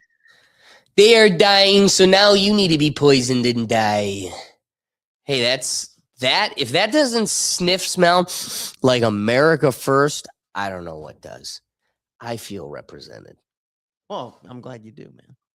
Mr. Meeseeks, can't get him to spell his name. Hair looks good in that though. Yeah, don't look like that no more. Thomas Massey's going to be leaving soon, but he will not give up the Epstein stuff. Before you start into it, has he announced what he's going to do after? Not really. Okay. And I think, exactly. I think part of it is going to be keeping his cards close to his chest so he can navigate this well. Actually, before we get So to that Thomas eventually, Massey, when we know about Mitch McConnell, he can swoop in and take it. exactly. As far as feeling represented is concerned, as I was saying, that's our guy. Build a wall, build a wall, build a wall. Ice, ice, ice. We've got a problem. I can't believe Joe Biden let all these people in. Can we check in on the current status of our border, please? That's cool. Glad you built the wall to keep the gate open. Bless you. But I really do think we need a flock camera at your kid's school playground before this. I feel so safe. Dude, wide open. Oh, imagine if it's like invisible though, and you like walk through it immediately. Like it's the ground. We're like, ooh. Puts his hand through it and literally just evaporates. yeah, it's like the end of Infinity War just disappears. Oh, hey, bud, you might want to look into that. So, transition point from there is, again, Thomas Massey. He's running out of time, so he's going to make the most of it. Here he is, Lord's favorite rabble rouser, reading names, and where the goldfish can't keep their attention focused on the things that mattered, leave it to Thomas Massey to continue to raise these considerations. The chair recognizes the gentleman from Kentucky, Mr. Massey, for 5 minutes. Thank you, Madam Speaker. Congress created the Department of Justice. Congress funds the Department of Justice, and Congress is responsible for the oversight of the Department of Justice. When will we see justice? I'll tell you what I've not seen. I've not seen any arrests from the revelations in the Epstein files, over 3 million documents describing horrible things, describing unspeakable things, so much of it redacted. Over 24 people have resigned, CEOs, members of government worldwide. But I haven't seen any arrests or investigations here in the United States from this Department of Justice. Prince Andrew, Duke of York, who has since been stripped of his royalty, his royal titles, due to his affiliation with Jeffrey Epstein, has been arrested. Peter Mandelson, who previously served as UK's ambassador to the United States, resigned in disgrace from United Kingdom's House of Lords and the Labour Party, and he's been arrested. Former Prime Minister of Norway, Torbjorn Jagland, has been charged. But we don't see any charges, arrests, or investigations in the United States. What do we see? We see our FBI director celebrating in the locker room at the Olympics overseas. It's fine to be proud of this country, but we should be proud of this country because we have a system of justice that works. And yet we do not. Who are the men that should be investigated? I'll name them right here. Leon Black. You don't even have to see past the redactions to see that this man read the names, baby. Jess Staley, accused of terrible things. It's right there in the files. Why is he not being investigated? And Leslie Wexner. Why did the FBI list him as a co-conspirator in their own documents? Because the Buckeyes are going to win the championship, baby. And then tell him, according to him, that they had no questions for him. Why is that? Well, the Epstein Files Transparency Act requires the DOJ and the FBI to disclose to us their internal memos and emails about how they made those decisions, whether to prosecute or not prosecute. Yet they have not delivered those memos. And we still don't have the memos and documents and emails from 2008 to explain why Jeffrey Epstein was given such a light sentence in what would have been an open and shut case of child sex trafficking, which allowed him to go back and recommit these terrible crimes, create hundreds of more victims, and ensnare so many other people in his conspiracy. Where are those documents that describe those decisions? We need justice. We want the Department of Justice to get to work, and that's what they need to do now. But boom, boom. So ask yourself, why wouldn't a young man in today's world want to go die for the United States of Israel and all their other crazy BS they're throwing our kids out to do for them? Well, if this doesn't sweeten the pot, you should come die for the state. Why? Because we fight for freedom, you fool. That's what you're really doing. Correct. You're not dying for money. But why should you do that? You should do that because we, the state, are willing to give you 3 days to play Grand Theft Auto 6 for like a week. U.S. soldiers just got a unique offer from Uncle Sam. Unique? If they re-enlist for at least 2 years, they'll get 4 days off in November. 4. Time to the release of Grand Theft Auto 6. Apparently something circled on a lot of their Not a bad calendars deal. already. What? Of the 130 specialized engineers who were offered this deal at Fort Stewart in Georgia, 20 have already taken it. 2 more years in the Army in exchange for 4 days in Vice City. This is what they think of you. Here's the thing. The ones that signed up already planned on it. Right. So for them, it's, oh, cool. No, sure. That I get. You like, know what I you mean? know, but what I really want to make the point about is, was this the deciding factor for most? No, some probably. Sure. And I just want to point out, whether this worked or didn't, the ad itself, the broadcast of the advertisement itself is exactly the same as that jackwagon mayor in New York going, you should get a vaccine for a free sack of fries. Look at this. This tastes like French fries. Totally just brought out a core memory I put next to the Pythagorean theorem. Yeah, burn that one, but I'm bringing it back. And I just want to point out that reads the exact same. Hey, you should come die in Iran. We got Grand Theft Auto for 4 days. I forget the Pythagorean theorem. You'll never, have a couple bunkers and a Lamborghini. You won't play enough. But you'll get to go to the strip club in there. Nice. You could definitely make that happen. And some kids like, Doug, nah, but And you know the ones. I was going to be an electrician. And you know the ones are going to pull 4 all-nighters.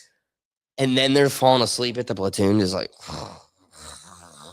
dude, what were you doing? I was running drugs and fucking hookers in a digital world. I was actually a teller for 4 days. I was Pablo Escobar in another life, a digital Another life. life. In the Matrix world, I am Pablo Escobar. Hey, you should join the military. Yeah, now he's digging a latrine. All right. We're getting to kind of the closing portion of the episode. Just a couple little points. Bringing it more local, bringing it back to Ohio as Ohio makes headlines. Doug was quite enthralled by this story. I want to just discuss for a moment here a billionaire finding himself in headlines in Ohio for trailer park prostitution. What's going on here? Human trafficking operation in Ohio just busted San Francisco 49ers owner Jed York. But when you find out what Jed York represents outside of football, it's going to make this story even worse. Breaking news just Report coming from Josh Henges, by the way. coming into our newsroom. San Francisco 49ers owner Jed York arrested Sunday morning in East Palestine, Ohio. Columbiana County Jail tells us he was originally arrested for solicitation of prostitution and possessing criminal tools, which was a cell phone. York bailed out on Sunday. He pleaded no contest this morning to charges of disorderly conduct and possessing criminal tools. Now, this story gets much worse because Jed York is the chairman of the board of the Common Spirit Health Foundation, a foundation that does this. That's why Common Spirit is working to reduce human trafficking through the Common Spirit Human Trafficking Response Program. Our Dude, yeah, Doug, there's a whole nother angle to this you were not ready for. 100% survivor-led. The guy who was trying to save them. Certainly not, Doug. No.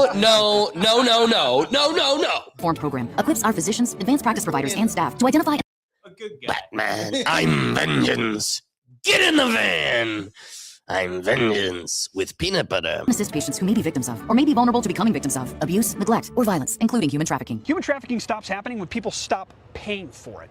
It is hard for me to believe that the chairman of the board of this foundation that teaches healthcare professionals how to spot and serve victims of human trafficking, hard for me to believe he didn't know exactly what he was paying for. Don't take this out on the foundation. They're incredible. In fact, I just made a donation of $160 to them because that's the amount that Jed York had in his pocket when he got busted in this human trafficking operation in Ohio. Thanks for watching. That's a slam dunk, Josh Henges. That's a good work on the ground by him. There is something to be said about. So first off, I want to point out what Doug had reported to me just before we kicked off today's episode, which is a statement by the trailer park. Trailer park is like, this is a very safe and wonderful neighborhood. We are just as shocked as you. This was just him getting pulled over in our trailer park, but he definitely wasn't going into a trailer. That's funny. That's funny. That's funny. They have to do that where they're like, no, still sunshines and daisies here at the trailer park. The idea of running a PR in that moment for the trailer park is pretty good. Well, especially for you to be like, dude, you're a billionaire and you're going to a trailer park. And Doug's like, no, trailer park is safe and sunny. They got statements. They have an official statement. And it's Ricky. It's Ricky and Bubbles. Bubbles was like, I swear to God, we got cats. It's fucking great here. Man, I wish that show was still going. That would have been a great episode. This would definitely need to be integrated somewhere. Yes. Like Ricky and them running into It would literally It would be Trailer Park Boys visit Ohio. Boom. What's up, Diggs, by the way? No, it is funny. I agree, Doug. That would be so fun. And just integrating these characters of like, you should take her to Chuck E. Cheese. Human trafficking isn't funny. This is really jacked up. And why is this such a network foundation to our entire system? Like, he's like, hey, I'm a billionaire that owns a football team. We suck, literally and figuratively. Jets. But then also, I'm here to save the kids. I'm against human trafficking. I love it. Somewhere Robert Kraft is like, man, not looking at me no more. Yeah, hey, I just go to masseuses. And then Deshaun's like, gang, gang, baby. Robert, good to see you. Couple Super Bowl guys here. I don't want to go down that road. It's not the Super Bowl halftime. It's not the Sunday football review. It's not our Sunday football review. We can save it for then. But Jets football team, trailer parks, human trafficking organization, Jets, hookers. Yeah. 49ers. Oh, that's it. San Francisco. Dude, they're already dealing with enough, man. Don't That's right. Yeah, you're right. Thank you for getting me Jets back fans. on track. 49ers. A city covered in poop. And yeah, they have the whole substation there. All their players are dying on the field, and he's out in East Palestine. Hanging out with Nancy I just gotta Pelosi. tell you, man, billionaire owns a team, California, okay? Nancy Comes Pelosi. to Ohio, middle of nowhere trailer park for this. Maybe the FBI did good after all. You know, people talking shit about them and the files. Maybe we did something good after all. In what way? That they're stealing Ohioans now? They're like, hey, they're onto us. We're taking them all in California. Maybe we should spread the he wealth. personally had to go to a trailer park, I think means we did good. They're not getting shit. Driving through. She must have a great review. Cut to the guy on TikTok that's like, I'm trying to go to every Chinese buffet until I get food poisoning. This one has 3.5 stars on Yelp. He's like, this child, 2.5 stars on Yelp. Welcome to Ohio. That's real niche internet sleuth stuff. I have no idea what you're talking about. But I bet you a I lot of learned the about folks that do. Tongue today. Tung sahur. Your brain, keep your brain healthy, fruitful, luscious. Preserve it from the rot. Preserve it. Perverse it. I thought I would actually know more about this coming into this episode with the title, and you immediately blew my mind. Dude, I love that we live in a world where you made light of it, but it's true. Your shit has been listening to me for 2 hours now, and I have periodically dropped about every 15 minutes. Tung sahur. And you will scroll TikTok and you will show up to work tomorrow and go, dude, it's here. Yeah, Joke's it's one on of you, those things. Alex. I I have don't no get idea what this TikTok. thing looks like either, but I feel like I'll know when I see it. You're going to see a wood man. Just a wood man. And you're going to go, this is it. Is it animated? Oh, yeah. Tung, Okay, tung. And he's going to go, tung, tung, tung, tung, tung. And you're going to go, I'm in the I'm gonna club. be pissed. I'm gonna start blocking every account I see. I am no longer Unk status. I am one of the kiddos. Is this a Fortnite skin? That did happen eventually, yes. It is. Oh my god! I haven't Oh, been on tung tung. it. I haven't been on it in like. If 2-3 you think months. Skibbity Toilet was a thing, they're way past that. Okay. We're in the world of tung tung tung and Shark Man with feet. Cup Lady. I'm messing up the names now. They're gonna be like, no, that's Nana Nanny Boo Boo. They're all weird names. Alex, real quick. Brain man, rot names. Noises. If I didn't know the context of what you're talking about, I would personally think you're having a stroke. Tung tung tung tung. When you said it at the Sure, beginning of the episode, I was like, "What did you just say?" Yeah. Welcome to the future. Like, I genuinely thought you were tweaking. These are your future presidents. You know, she watched Dora the Explorer growing up. This president, I was all in on Italian brain rot. Tung tung tung sahur. It started with Skibbity Toilet. And you want to know what's sad is I'm gonna look at that person and be like, he's more down to earth than the Dora the Explorer watcher, because that one comes off pandering, and this guy was in it. Exactly. Exactly. Welcome to the future. Okay. So, with all things being considered, we've got our closing topics here. Sad day. Got our condolences. We had a passing of the day. Dolly Parton passed today, and give her our condolences to her soul, whatever soul that was. Her family, all that. Her family. You know. Only 80. I was honestly she surprised. was 90. We'll take your word for I it. thought it said 90. I heard 80. I heard 80. 80? Could have been. Find out for me. I was surprised. Jamie. Oh, yeah, 80. Dyslexic, I guess. That's not how that works. It's like you just read the number That's wrong. Gen Z. So, I'm a millennial, damn. Dolly Parton passed. Okay. I learned about that from somebody at work. Can you believe Dolly Parton could die? You're like, oh no, that's crazy. Then I go home and the brain rot clicks in. I'm scrolling TikTok while I'm making dinner, getting ready for Goes from coming Byron to the studio. Dung to Dolly. Byron's in it. Before I even get the news anywhere. So pretending as if Chris didn't turn around and go, can you believe Dolly Parton? Otherwise, I would never have known. And this is the first thing I see of Dolly Parton today. I just find it noteworthy, or just curious. It's a commercial, and the timing is odd. Mind you, there's a high possibility I scroll upon this and don't even know that she's passed yet. Right. Well, Dolly here, and tickets for my new Broadway show, Dolly, a true original musical, are on sale now. So she's got a musical about her life and all these things, and it's touring now. And okay, again, Ticket prices are going to go up. Do you know the cash cow this thing's about to be?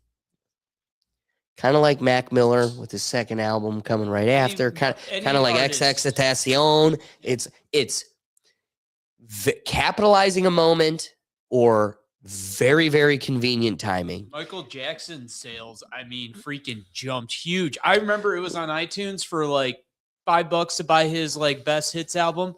Day after he's died, I looked it up, and this is way back. iTunes, $20. It doubled, and then a month later it was $50. And that's right after calling out the little hat guy named Tony at Sony, and that ended him. Kind of weird how those things work. People still own your rights and capitalize off you after you start running your mouth and becoming a danger. Ask Charlie Quirk. Bringing us back. I wasn't going to include this because it's not my sentiment, but it's a sentiment worth considering. It's a sentiment worth feeling, thinking about, discarding. It's so wrong and distasteful towards the moment, but it's definitely worth gracing your ears. I'm not saying it's my opinion. I think I'm making that clear. But I do want to just say, if I go from, I didn't really even know she was dead, to the first thing I hear about Dolly Parton today is, I got a tour on my life and you should check it out. It's got all my favorite music and here's me. I'm smiling. It's me in the ad. You should go buy my tickets. Now it's like, okay, play the Byron video because now I'm feeling it. Rest in peace to the real Sabrina Carpenter, who was a tortured soul trapped in the body of Dolly Parton. Tried to make a soul transfer into the unborn child of Taylor Swift, but just didn't make it. It wasn't her time. And God knows I wouldn't wish that fate upon my worst enemy. So, rest in peace, all right? Hopefully we can move. I'm not saying that's an opinion of mine, but I'm not saying it's an opinion I won't share. Think about it. Think about it. Go back to our episode where we covered the Travis Kelce and Taylor Swift wedding, where we kind of dipped our toe in her comments. I didn't do any alluding. I wasn't a looter. I'm going to be honest. If I find out in the next month or two that she's pregnant, I will be like, all right, we're bringing it up again. I'm sorry. We're saying her name one more time. Yes. It's like conjuring her up in a mirror. Dolly Parton, Dolly Parton, Dolly Parton. Mickey Smalls. Mickey Smalls. With that being said, let me pull out my Catholic cross as I go. What the hell was going on at the Vatican this week? Something happened. Bro.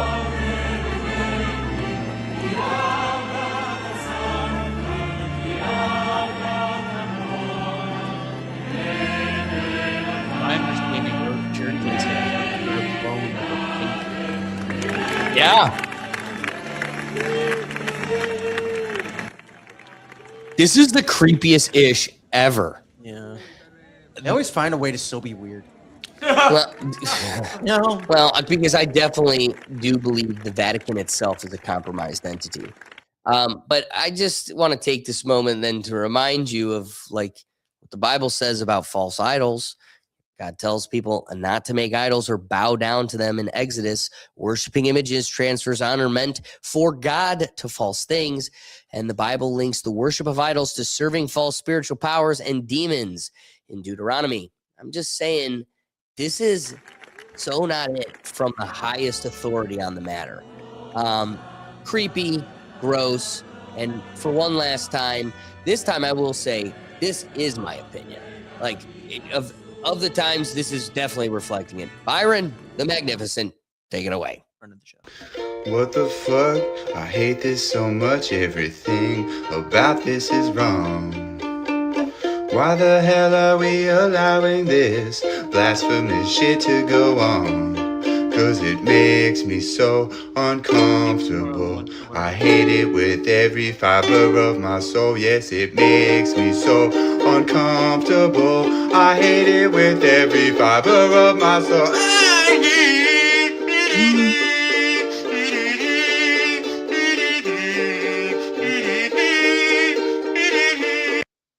Yeah, I mean, come on. Byron, I'm with you. I love it when I still am of the faith, but I have no faith in the Vatican. I mean, we've covered it in the show. Look at like the biggest auditorium that they pray in. One is Jesus coming out of the ground, a lizard Jesus with all these dead satanic souls behind him. The thing is literally in the shape of a serpent head. You sit in a snake tongue. The whole thing is a compromised, it's in your face. That's part of what they need to do. Anywho, it is funny. That is a good transition unintentionally. Last thought of the day. I've got a curious question for the room and also the audience because we've kind of gone long today. So we'll save the wheel and maybe some games of Down the Wiki Hole for another episode. So we close out on this thought. How come nobody who ever comes back from a near-death experience says that they saw Muhammad? The claim is always that they saw Jesus Christ. Why? Even atheists, non-religious people who have near-death experiences say they saw Jesus. This is actually an excellent question. A lot of people really like this, 25,000 likes, and look at the comments here because he isn't there, but Jesus is. ER nurse here, I did a conscious sedation on a kid to refuse a bone fracture. He woke up and said he saw and spoke to Jesus. Kids are innocents, believe them. Even the Muslims say they see Jesus. So that's very interesting. Now, Brett Weinstein, who's an incredibly deep thinker, would be one of the first to jump out and say, you can't let the question define the answer. However, I'm one to say in a situation like this, that question feels like it does. Yeah, Doug. I heard him say atheists and Muslim and people who don't believe, but I didn't hear Jewish people see Jesus. Interesting. And that is a big difference. They believe Jesus was just a guy. He wasn't the guy. Well, so maybe that's why they don't. I will say he may not have said it, but I have seen a lot of that there is more. Actually, I don't want to say I don't know the statistics. There is conversion both ways. There are people that are Christian that convert to Judaism, and the inverse is the same. I'm sure those stories exist. How real are they? I think the bigger point is even in in conflict with the position of Judaism, nobody's coming back and going, I saw God. Right. They see God in flesh, which is Jesus. Like you literally cannot be in the presence of God until you're in heaven. So people will say, like, I saw God, I saw the light. You saw God in human form, which is like God in the face of a man is Jesus. So I don't know.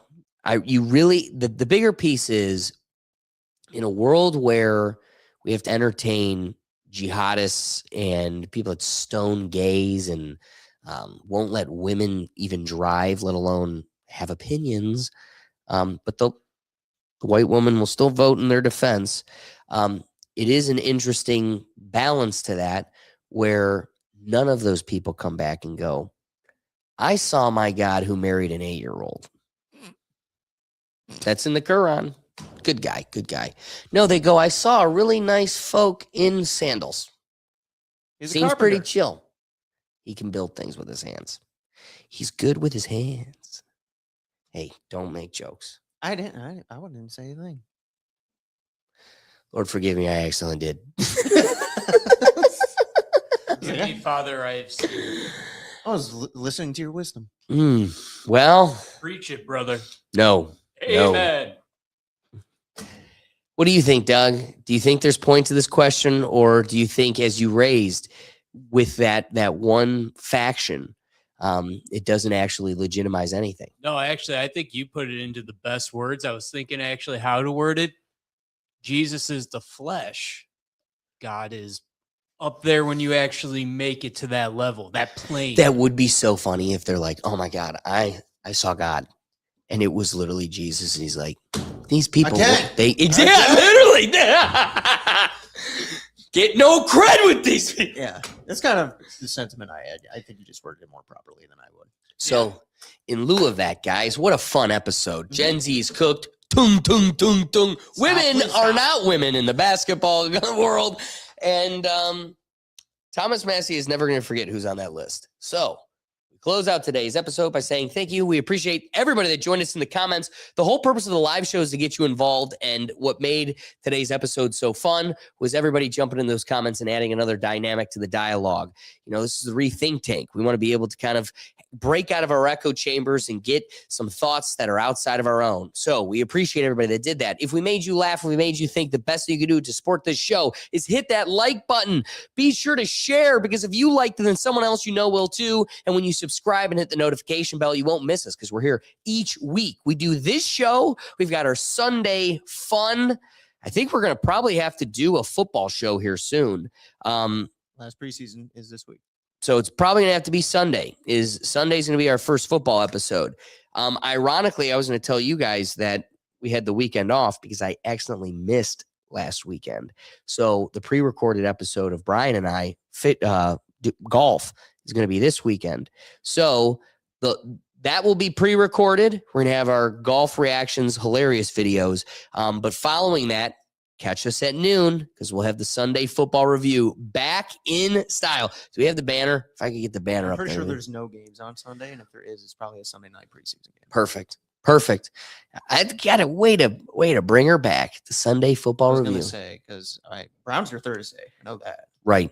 No, well, I'm glad you know it, because I don't. None of that exists to me anymore. I'm unplugging. So we've got all these different shows, the flagship podcast, this live show, and all the fun coming at you on Sunday across different channels. So if you're looking for one central place where you can find everything, be sure to head over to www.rethinktankpodcast.com. You can join the Neuro Gym for free, correspond with us directly, and find yourself on the Wheel of Topics and be a part of our show. We want to get you engaged. But otherwise, guys, we appreciate you joining us, and we'll catch you next week. Peace.